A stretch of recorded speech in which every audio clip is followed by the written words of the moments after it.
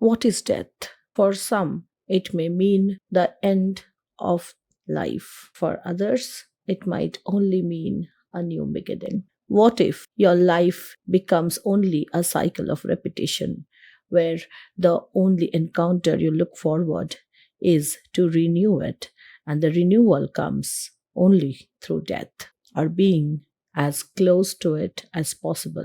Today, I'm going to take you through these most disturbing lines, which have been transformed into most exquisite poetry by Sylvia Plath in her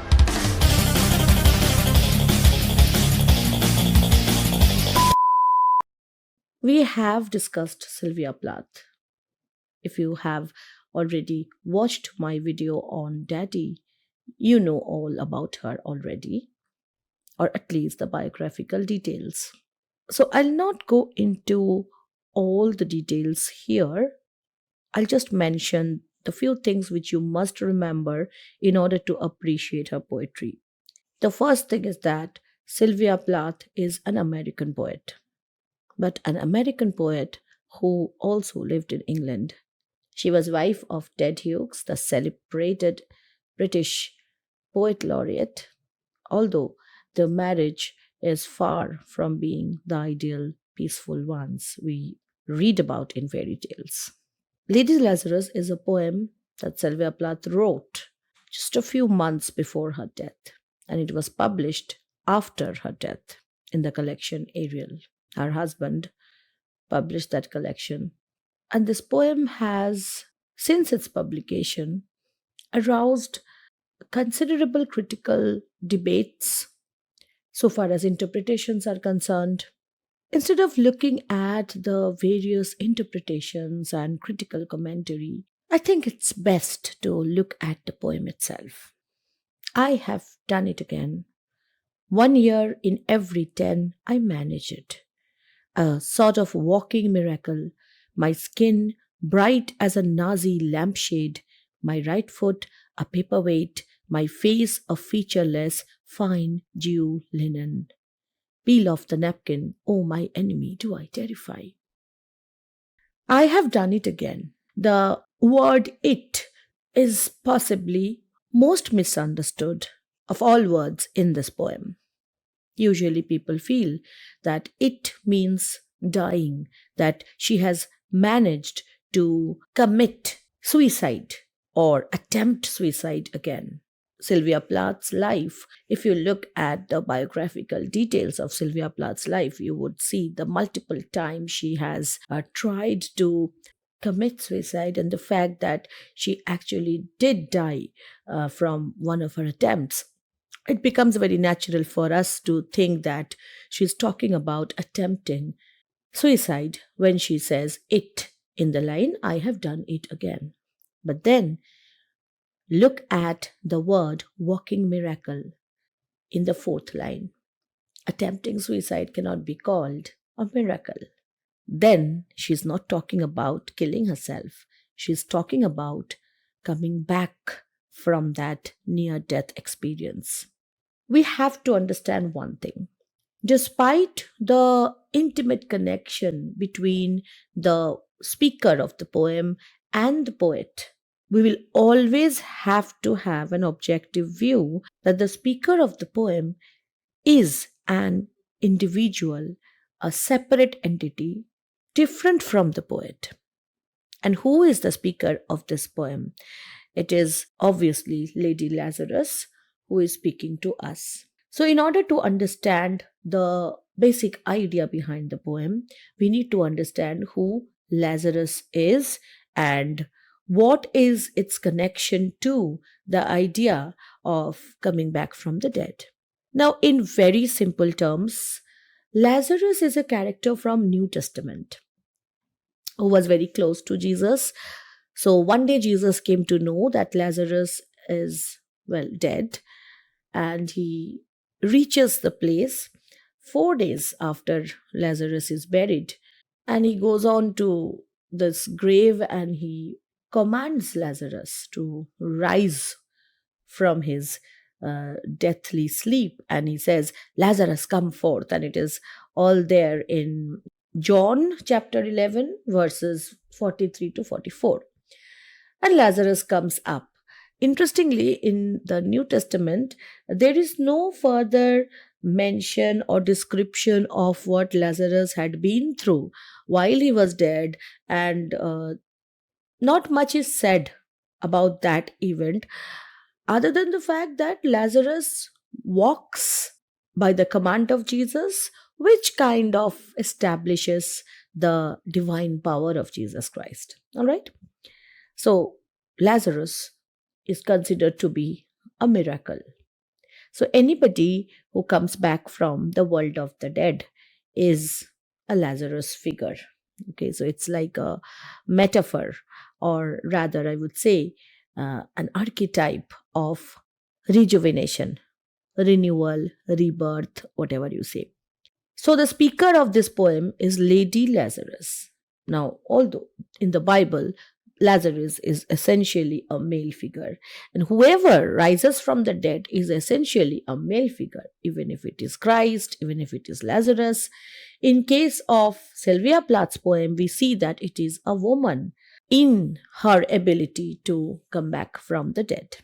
The other interesting thing about this individual, Lady Lazarus, is that in the Bible, Lazarus could come out of his grave because of Christ's power. So Jesus Christ called him and he came out. But in case of Lady Lazarus, we do not have any superior power, any divine power helping her out. She is saying, I have done it again, I manage it. So there is something of, you can say, claiming the power of herself, that she has done this act which Lazarus had done through the assistance of God or through assistance of Christ. She has done it all by herself, and she has managed to establish this walking miracle. And then she is describing what happens when she comes back. So 1 year in every 10, she has this experience of coming back from the dead. In other words, on the completion of every decade of her life, she goes through either an attempt to kill herself or an accident where she faces a near death experience, and then she comes back to life. She says, my skin bright as a Nazi lampshade, my right foot a paperweight, my face a featureless fine jewel linen. So there's a lot of Holocaust imagery we find here. We all know about concentration camps, the gas chambers. Now, what happens is that when an act of atrocity continues over a certain period of time, legends are formed around it. Legends which are not verifiable always, whether they are true or not, we do not know. But it is often believed that the Nazis, they performed a lot of experiments on the bodies of the Jews who were killed ruthlessly, and sometimes their skins were used to turn into lampshades. Sometimes their skins were converted into linen, as in the Jew linen she is mentioning here. The bones turned into some paperweight. So these are the legends that are there surrounding the tortures that the Jews had to encounter. The question is, why is Sylvia Plath using so much of Holocaust imagery? Yes, she was not a Jew, but we have seen this in Daddy also. The way her father is viewed by Sylvia Plath as a representative of that authority figure that the Nazi Germany represents. The fact that Sylvia Plath's mother, she was not from any noble family or rich family, she was actually from the gypsy community. We always find that Sylvia Plath is struggling with the sense of how to establish her identity. And there is always a sense of alienation, even when she is in America and then she comes to England, where she cannot adjust to the ways in which people expect her to behave. her gypsy blood rebelling perhaps. And in the suffering of the Jews, she could detect very similar tones that make up her individual sufferings. So she has used Holocaust imagery throughout her poetry. It's not just this poem, but in other poems as well, in order to express the intensity of her suffering. That whenever she comes back from that experience of being dead, she feels like she is allowed a certain kind of renewal, which is not a glorifying thing, because it is a similar renewal that is offered to a Jew who is transformed into a lampshade. So, is it a real renewal? No. It is a complete butchering of humanity. Now, being transformed into a lampshade, a paperweight, a linen, a human being is completely robbed of its humanity. And that is exactly what is happening every time to her when she is coming back from that experience of being dead. And then she connects this whole thing to the story of Lazarus. That when Jesus called Lazarus to come out, he came out of the grave and his face was all, bandaged with that grave cloth. And Jesus said that remove his grave clothes and let him go free. She is also trying to say that, look, I have come back from the dead. So definitely I have my grave clothes on, the napkins on, almost giving this idea similar to an Egyptian mummy who is excavated. So she says, peel off the napkin, oh my enemy, do I terrify?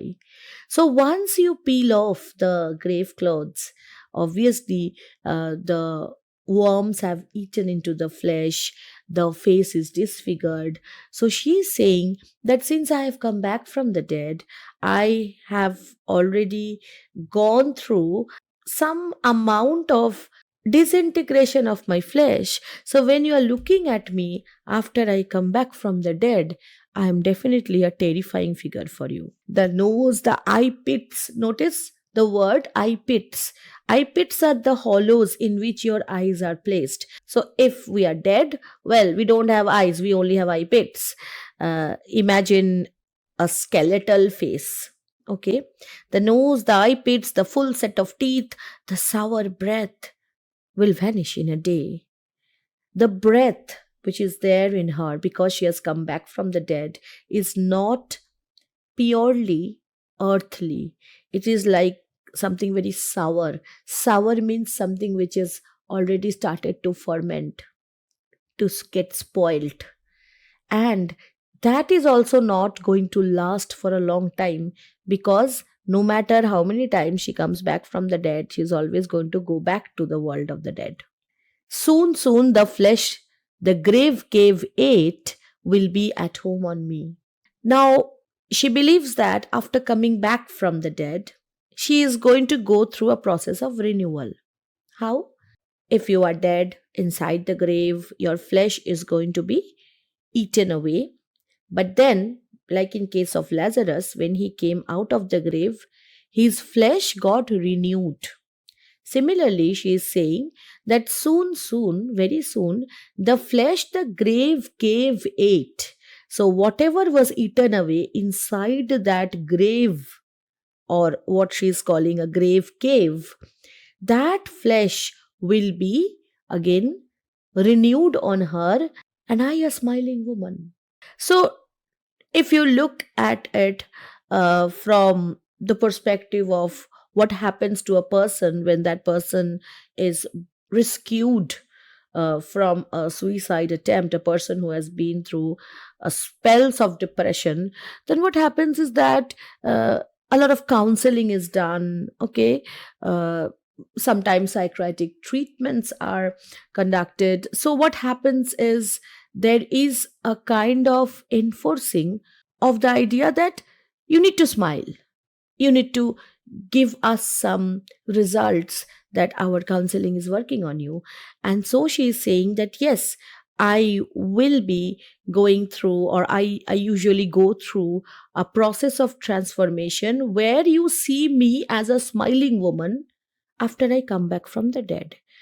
But when she's saying, and I a smiling woman, we have this doubt that maybe the smiles are not real but superficial. I am only 30, and like the cat, I have 9 times to die. There is a proverb that a cat has 9 lives to live. She subverts this proverb and makes it about dying 9 times. If you have 9 times to live, that means you can die 9 times too. And she feels that with every decade, she is going through an experience of death.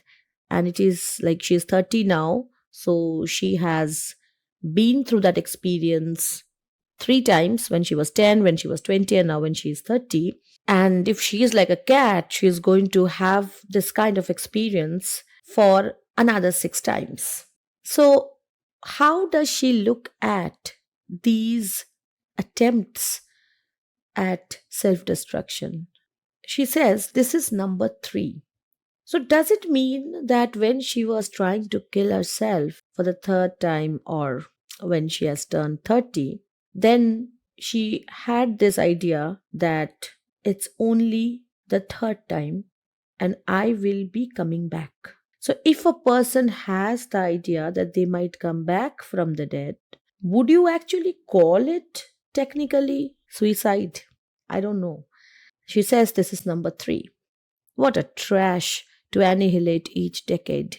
She feels that this is a mandatory exercise on her part where she has to renew herself, because 10 years of her lives only mean accumulating 10 years of trashy experience.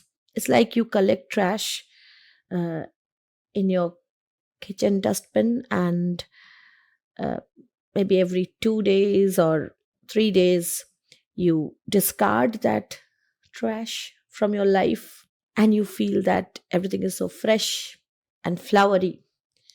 Same kind of an expectation is there in her when she's saying that I'm annihilating every decade. So she's taking charge of herself, and it's like she's giving birth to herself, a strange kind of regeneration, which is actually seen by the world as an attempt of annihilation. What a million filaments the peanut crunching crowd shoves in to see. When she comes back from the dead, she becomes a spectacle.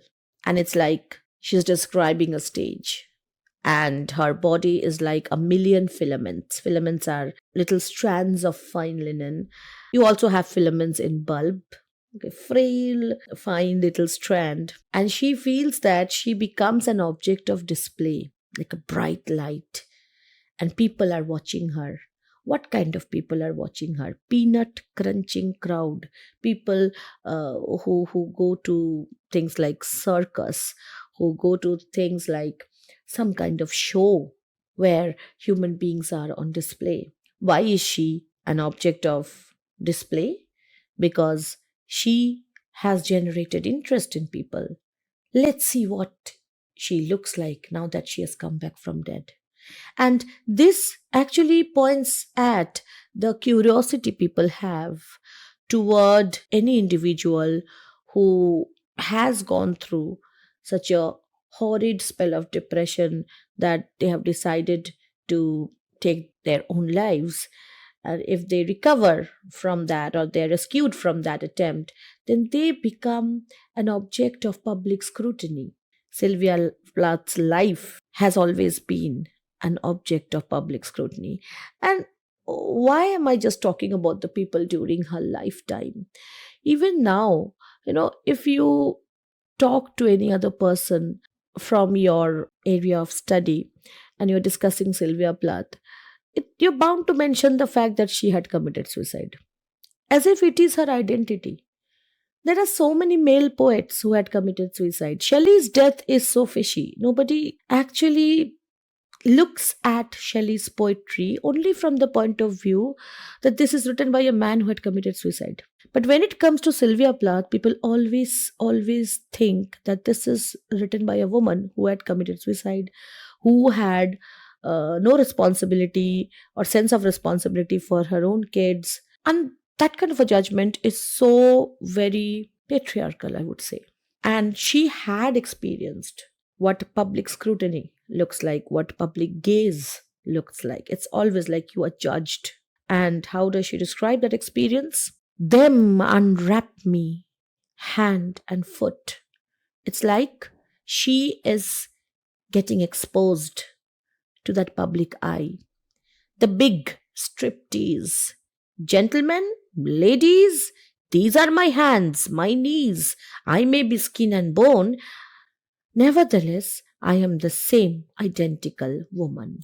But instead of cowering down, instead of hiding in shame, she is displaying herself. And that is something very brave of her, I would say. She is saying, look, these are my hands, my knees, I may be skin and bone, like she was quite thin. And interestingly, there is a recording where Sylvia Plath herself recites this poem. It was done by BBC, I guess. It's available on YouTube. When I was listening to that recitation, I saw a clause there which I have seen removed in most of the versions of the poem which are available. I'll put in that. And there is a very interesting reason why this removal was there. When she says, I may be skin and bone, she adds in that radio recording, I may be skin and bone, I may be Japanese. Nevertheless, I am the same identical woman. Japanese, why does she at all choose that word?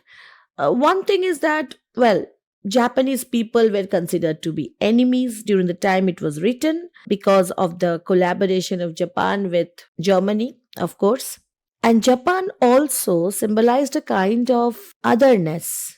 So, in calling herself a Japanese, she says that I am an object of gaze, an object of interest, because I am something very unique and different from the other people.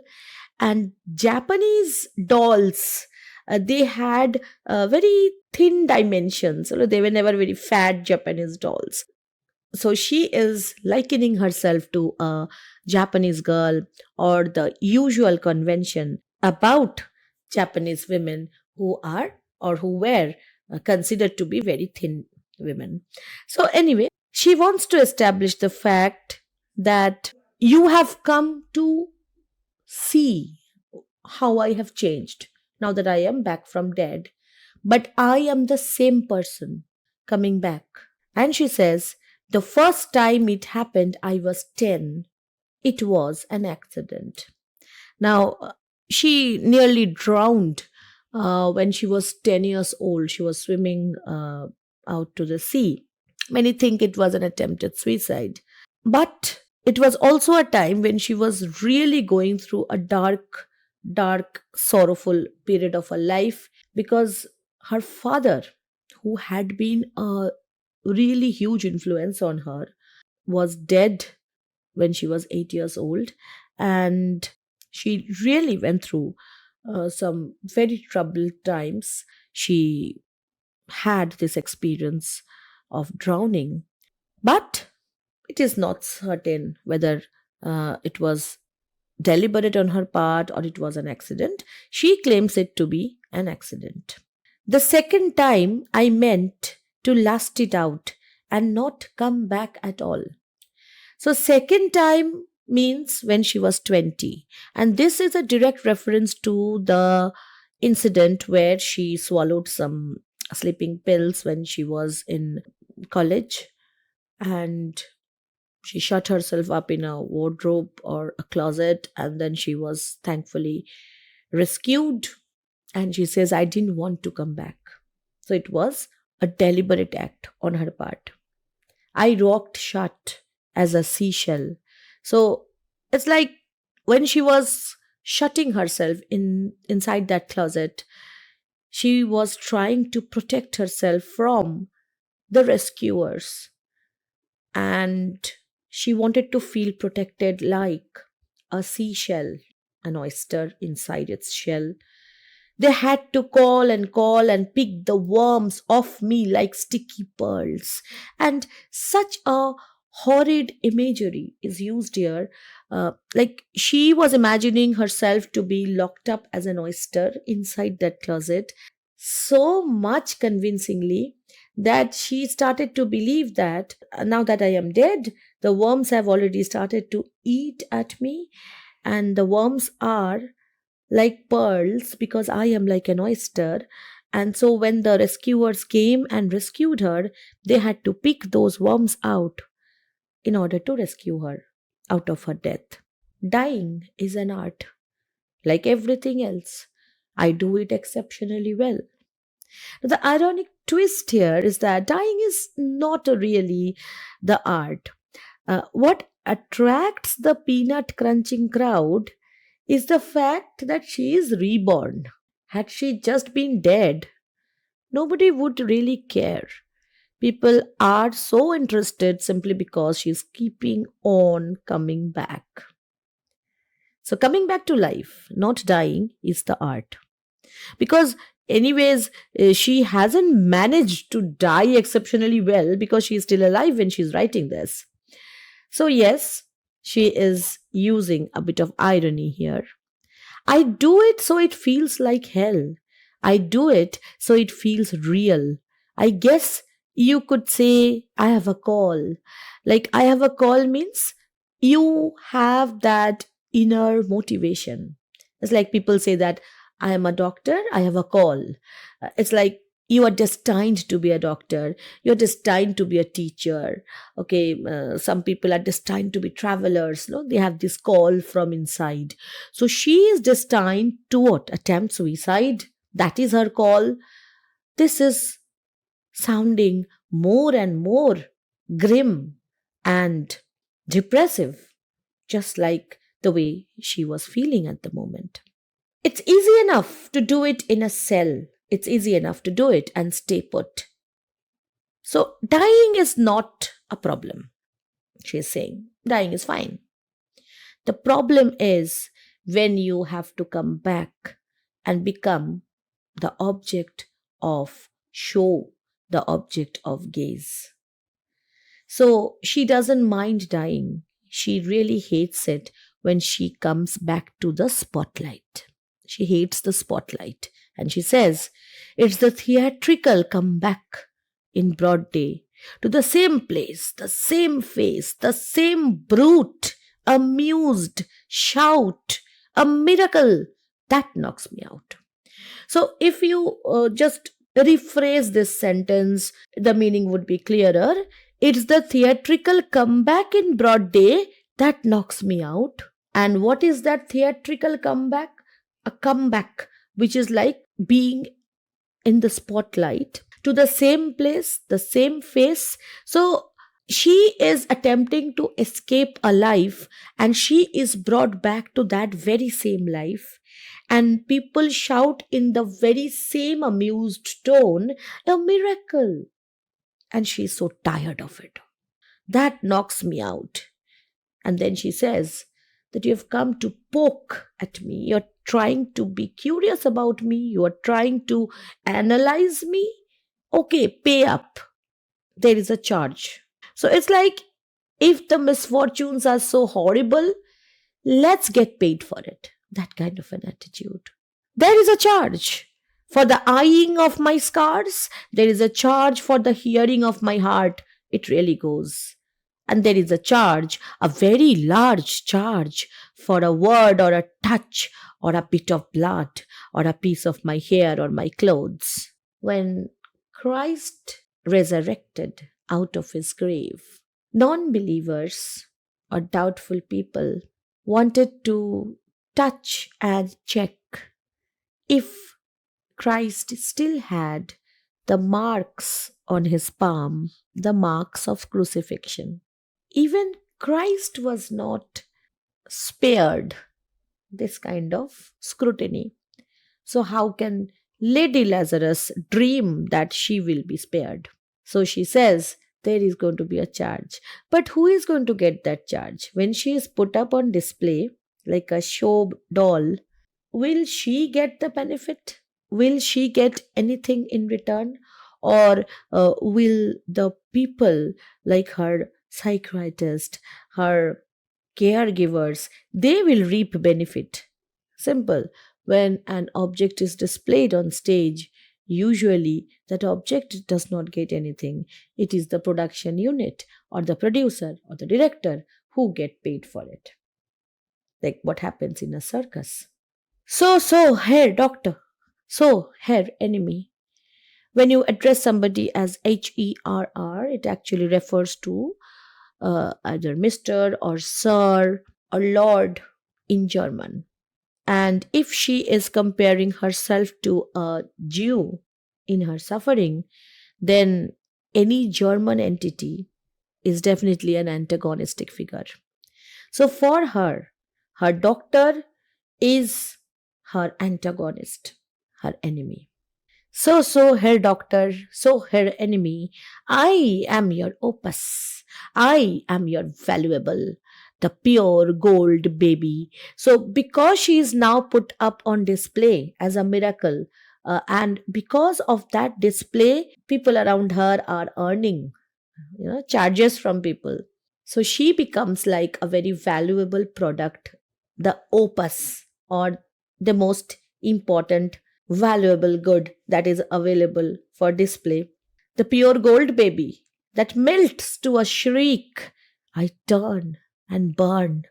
Do not think I underestimate your great concern.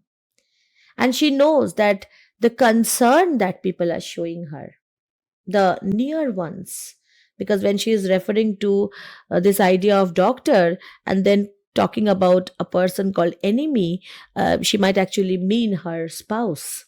Yes, our very own Ted Hughes. And she knows that their concern is very, very artificial, and their concern is a result of some self interest. They are gaining something out of her suffering. So she says, do not think I underestimate your great concern. And she feels that while she is alive, under that public gaze, under that scrutiny, she is burning. And when she is burning, she is turning into ash. In the same way as the hapless Jews were turning into ash in those mass cremations after they were brutally murdered in concentration camps. Ash, ash. You poke and stir, flesh, bone, there is nothing there. Again, the urban legends go like this, that after the Jews were cremated, the Nazis would poke through those remaining, poke through those remnants and ashes to check for things like, gold tooth or some ring, anything that could be reused, okay, something which is valuable.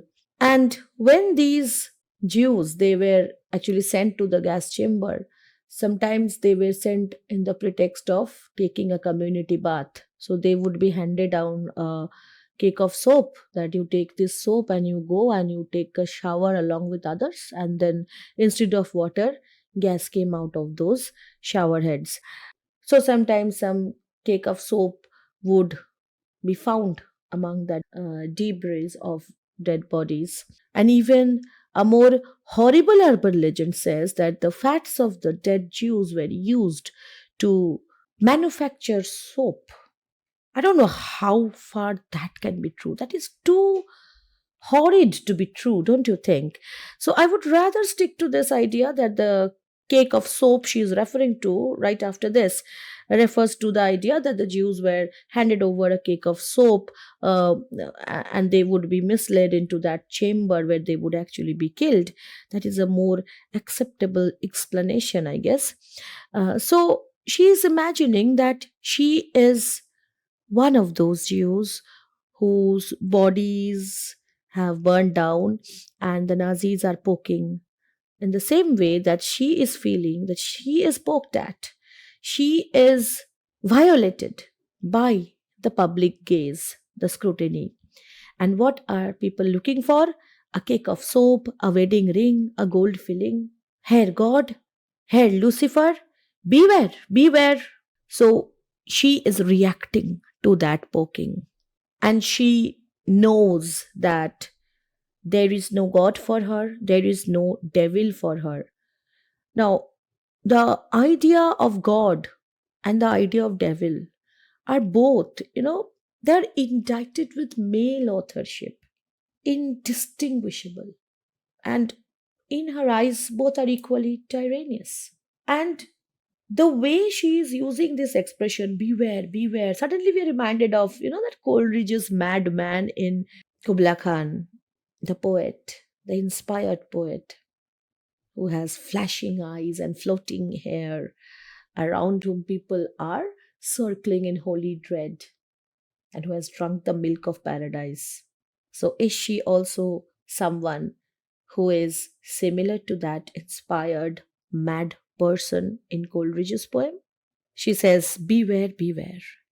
Out of the ash I rise with my red hair, and I eat men like air. So she may share her name with Lazarus. Yes, Lazarus is a character who took, like, who was actually a passive recipient of a call. Lazarus was pretty dead, very much dead in his grave, and it was Christ who called Lazarus. It was not Lazarus who really asked Christ to be called out. But in case of Lady Lazarus, we see that her act of coming out of dead is more like the action of a phoenix and not like the action of Lazarus, which is passive. What does a phoenix do? The legend goes like this, that the phoenix, when it grows old or when it needs renewal, it simply turns into flames, dies, and out of those ashes, a new phoenix is born. And phoenix is supposed to have red feathers. And Sylvia Plath had red hair, so she says, I rise with my red hair. I'm like the phoenix, and I eat men like air. And the last sentence is again a riddle that I love Sylvia Plath so much for. You can read this last sentence or last line in two ways. Either you can mean this, and I eat men like air, which means I eat men like I eat air. But we don't eat air. We drink water, we eat food, but air is something we don't eat. So, obviously, this is not the right way to read this line. The other way of reading this line is, and I eat men like air, which means I eat men who are like air. So, I eat those men who are weightless, who carry no significance, who carry no worth for me. Airy, full of pomp, full of airs, like Teddy Oaks perhaps. And eat here, of course, we cannot take the word literally. She means I destroy men. I don't care for men who are non substantial. So she becomes this avenging female figure whose primary motivation is to destroy male authority, male domination. And death offers her this possibility of control. Her life means absolute absence of control. It is only the moment of death that makes her so powerful, because during that moment she can come back, she can assert herself, and she can challenge every authority that has ever threatened her. Now, she wrote this poem in October 1962, a few months before her suicide. All right. Now, that means if she had attempted that horrid act and could not come back from it, shouldn't we look at that act in a different light altogether again? I don't know. Another thing that bugs me personally is that why did she choose the particular way in which she killed herself. When she was 20, she swallowed sleeping pills. Okay. But when she actually died, that attempt was by gas poisoning. All through her life, she was criticized that she had no right to use the Nazi or Holocaust imagery because she was not a Jew. So the obviously the literary critics who were themselves Jews, they felt that she was not entitled to those kinds of images. Like they were so possessive about those imagery that they said that how can you use such horrid imagery to just display your personal problems? I don't know. Maybe her attempt was to somehow legitimize her using that whole range of Holocaust imagery, as if in her attempt to kill herself through gas poisoning was her way of claiming her share of Holocaust imagery, telling people that look, I am entitled because I am dying like the Jews did. So it is a strange kind of parallelism that she had, and her final attempt to kill herself is disturbingly very close uh, to the way the Nazis murdered the Jews in the gas chambers.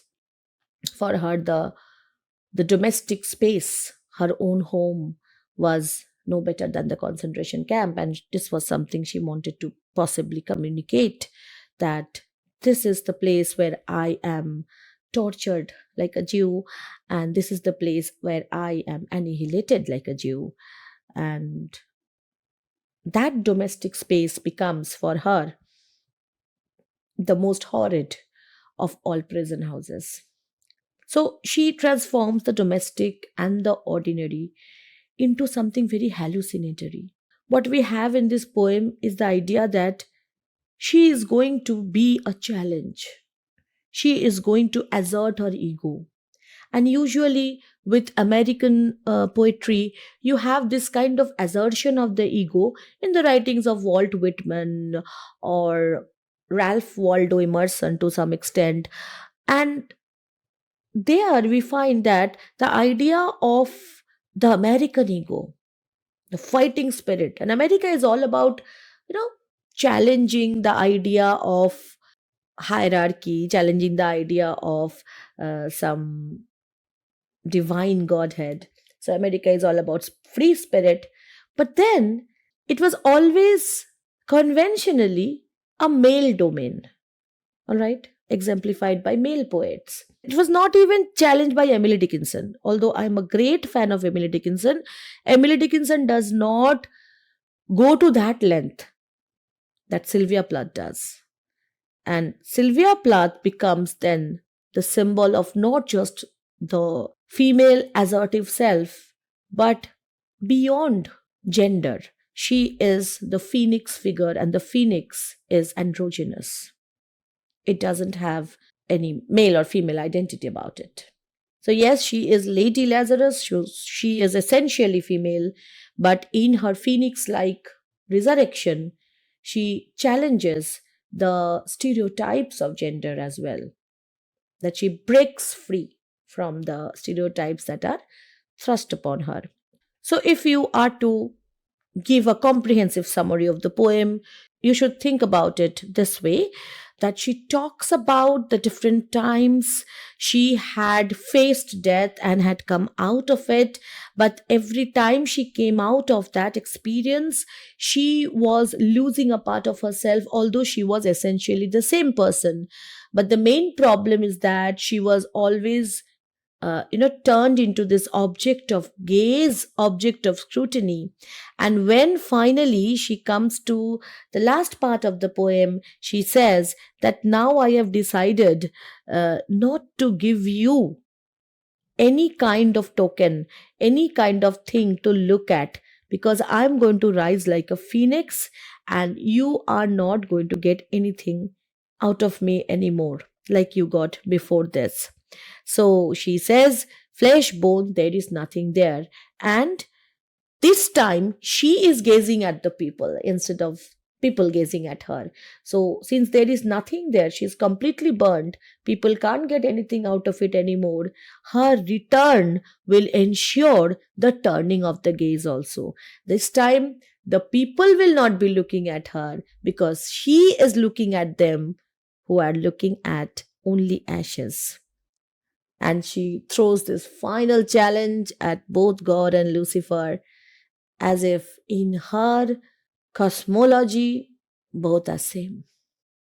Plath's poems are difficult when you have to teach somebody, but they are such delightful reads. And I want to leave you with this question. Do you really think this poem is about suicide? I think not. I think this poem is about taking control of life, defying the conventions, defying the gazes. This poem is about Lady Lazarus. This poem is about coming back from the dead. With these thoughts, I leave you. I'll see you soon with a new video. And if you haven't subscribed yet, please do consider subscribing so that we can stay connected. If you like our content, you can share it with your friends. Your support means so much for us. This is Monami Mukherjee signing off. Bye bye.